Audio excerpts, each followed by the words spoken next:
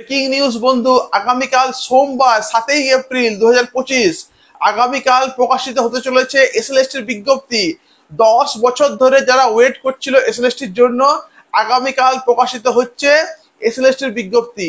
মানে একটা মিরাক্কেল, জাদু, একটা আর কি স্বপ্নের মতো একটা বিষয়। দেখুন, 10 বছর ধরে আপনি ওয়েট করছিলেন, সেটা আগামীকাল প্রকাশিত হবে। আপনি দেখবেন দুদিন আগে কমিশনের চেয়ারম্যান সিদ্ধার্থ মজুমদার তিনি প্রেস কনফারেন্স করে বললেন যে 3 মাসের মধ্যে কোনো মতে নতুন বিজ্ঞপ্তি আমি প্রকাশ করতে পারবো না। বিজ্ঞপ্তি প্রকাশ করা, কোশ্চেন বানানো, খাতা পরীক্ষা নেওয়া, খাতা চেক করা, প্যানেল প্রকাশ করা, এগুলো হবে না। কিন্তু এদিকে মুখ্যমন্ত্রী মমতা বন্দ্যোপাধ্যায় তিনি কিন্তু ক্ষুব্ধ হয়ে আছেন এই সিদ্ধার্থ মজুমদারের উপরে। তিনি খুব ক্ষুব্ধ, তার জন্য তিনি নির্দেশ দেন যে সরকারের উপর থেকে নাকি মানুষের আস্থা হারাচ্ছে, তাই 3 মাসের মধ্যেই শেষ করতে হবে এই পুরো প্রক্রিয়াটা। তার জন্য শনিবার গতকাল সিদ্ধার্থ মজুমদার কমিশনের যারা রয়েছে কর্তা, ওদের সঙ্গে তিনি ঘন ঘন বৈঠক করেন। যারা উকিল রয়েছেন, যারা রয়েছেন আইন বিশেষজ্ঞ, তিনি তার সাথে আলোচনা করেন এবং আলোচনা করার পরে গতকাল কথাবার্তা হয় যিনি রয়েছেন আর কি মুখ্য সচিব ঋষভ পন্তর সাথে, আমাদের এডুকেশন ডিপার্টমেন্টের।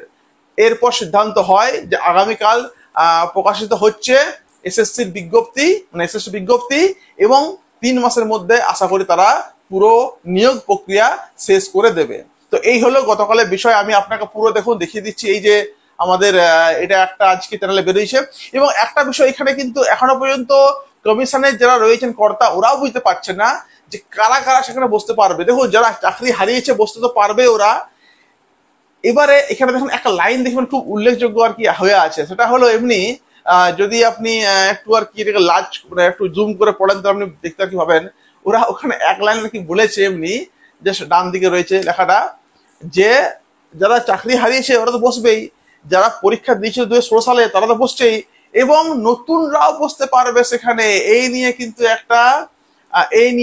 নতুনরাও বসতে পারবে সেখানে, কিন্তু হিউজ পরিমাণ একটা সংখ্যা দাঁড়াচ্ছে। তো এতটা সংখ্যা, এত ক্যান্ডিডেট, এতজনকে কিভাবে 3 মাসে নেওয়া যাবে সেই নিয়ে চিন্তা ভাবনা শুরু করে দিয়েছে কমিশন। কিন্তু আগামীকাল সোমবার বেরোতে পারে, মানে সম্ভাবনা 99.9% আর কি সম্ভাবনা রয়েছে। কালকে বেরোচ্ছে বিজ্ঞপ্তি। অতএব প্রত্যেককে বলবো যে একটু ওয়েট করুন, বিকালবেলা আরেকটা ভিডিও দেব পুরোপুরি জেনে শুনে একদম যে কালকে বেরোচ্ছে কিনা। কিন্তু কালকেই সোমবার বেরোনোর সম্ভাবনা প্রবল প্রবল প্রবল। তো যার ভিডিওটা ভালো লেগেছে লাইক করবে, পারলে সাবস্ক্রাইব করবে। সঙ্গে থাকো আমাদের প্রত্যেকে বিএস একাডেমিতে। Thank you everyone.